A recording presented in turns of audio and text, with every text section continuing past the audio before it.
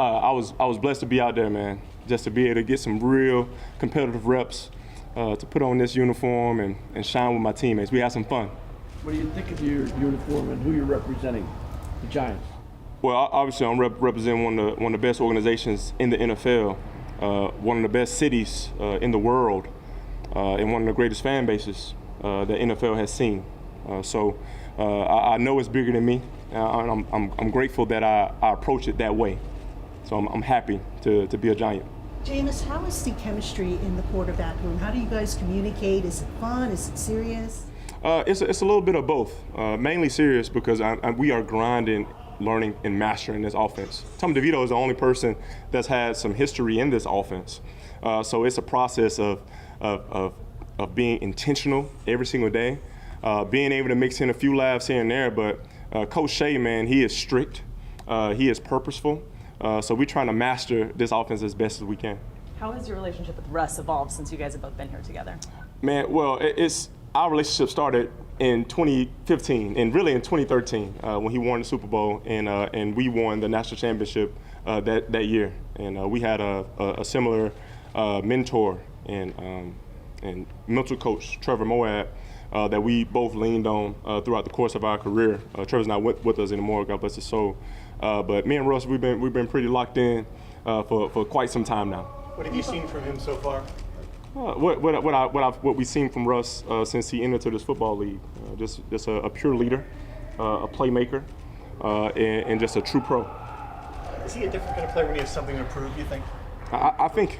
I believe that we all have something to prove to ourselves. You know, the first story that Russ shared with me was his locker position. He's sitting in the same locker that he sat in when he won the Super Bowl with the Seattle Seahawks. So I think that gives some type of context of what it means to him. And every year, especially at the quarterback position, there's only one of us. So we have to approach that with a type of integrity and a type of responsibility that no one else has. Jameis, when people talk about you when you were coming here and even throughout your career, the first thing they say is what a character, what a personality.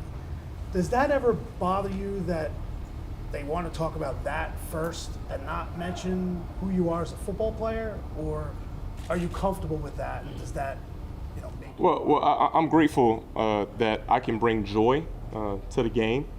I'm grateful that through my hard work and effort on the football field, that people notice me by my character. So that's just something that comes with it.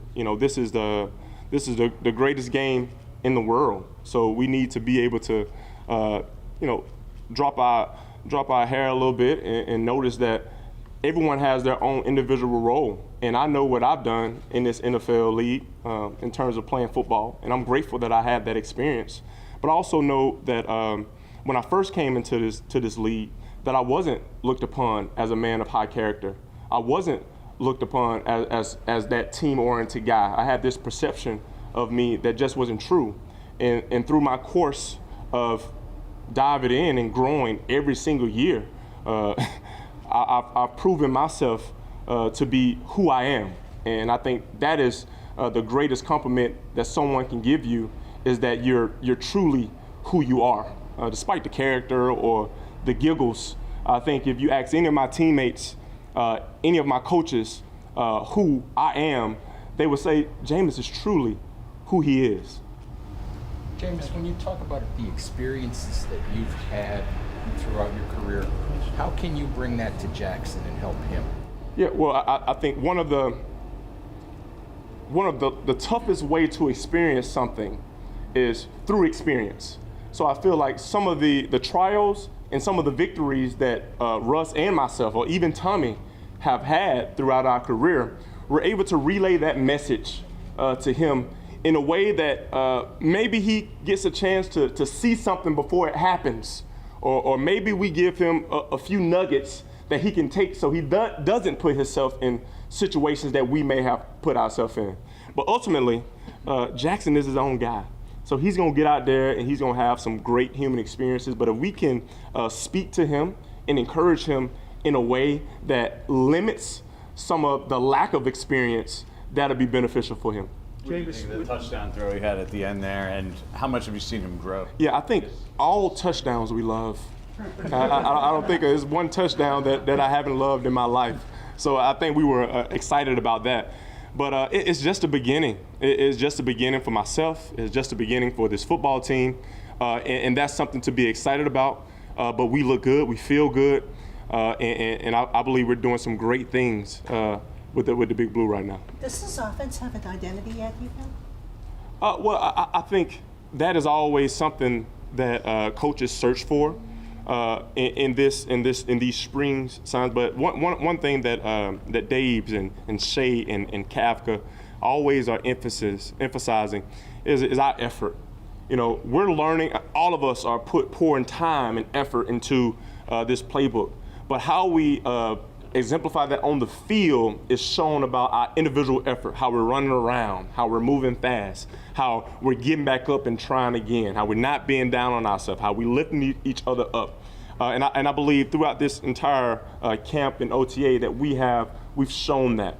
So our identity is, a bunch of relentless individuals hungry to get better. Jameis, the landscape of the quarterback room has changed a lot since you signed here. Obviously, they signed Russ after that. They drafted Jackson. Are you still confident that if it comes down to it, that you'll get a shot if that's the way it plays out? Yeah. When it comes to that, I focus on what I can do, and what I can do is come to work with the intention to get better every single day, not concerning myself with the room, seeing how I can serve the room, but my job is to be the best Jameis Winston that I can be. And Jameis Winston incorporates being a leader, helping on a little young buck, learning things from the older veteran, assisting the older veteran, learning from the 3-year quarterback that's been in this room. It encompasses a lot, but I stay focused on what I would love, and what I would love is to be my very best. Jameis, this offense the last few years has really struggled to score points, down the bottom of the league. When you see what this team has, the receivers, the line, tight ends, the running backs, whoever the quarterback is, will be Russ at first. Is there any reason why this offense should not be a good offense in the league?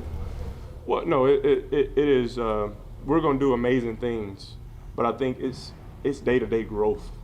And we're definitely not going to look at last year. We can't focus on that. We got to keep our eyes on what we would love, and what we would love is to be the Super Bowl winning champions.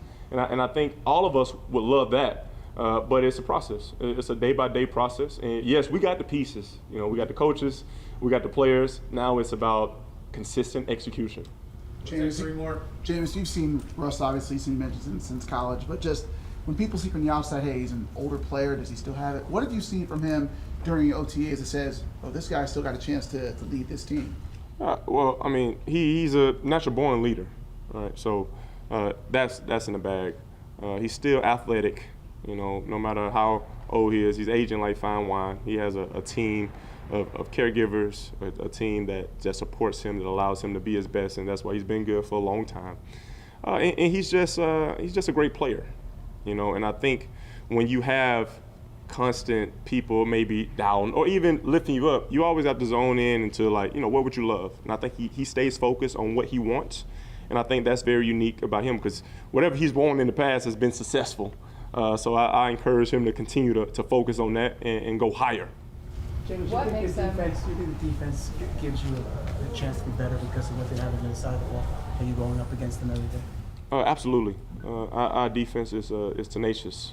I'm happy we got the addition of Paulson Adebo and Javon Holland. Javon is a ball hawk, and I know personally the lockdown corner that Paulson Adebo is.